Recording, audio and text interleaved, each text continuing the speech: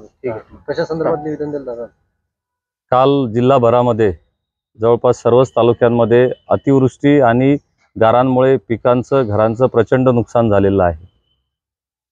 तूर, गहू, मका, कांदा, संत्रा, केळी, फळबाग आणि सर्वच पिकांचं प्रचंड नुकसान झालेलं आहे। 5-5 एकराच्या बागा झोपलेल्या आहेत।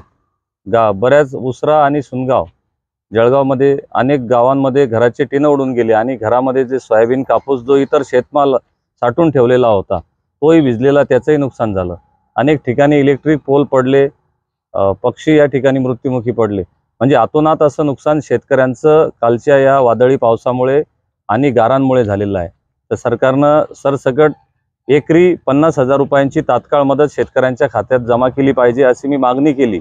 आणि पीक विमा जो काढलेला आहे तर सरकारने कागदपत्र शेतकऱ्यांना जमा करायला न सांगता स्वतः त्यांचे ते कागदपत्र जमा करून स्वतः ते दावे दाखल करून घेतले पाहिजे। आणि पीक विम्याची सुद्धा या 50,000 रुपयांसोबत पीक विम्याची सुद्धा भरपाई सरकारनं तात्काळ दिली पाहिजे अशी मागणी आज आम्ही जिल्हाधिकाऱ्यांकडे केली।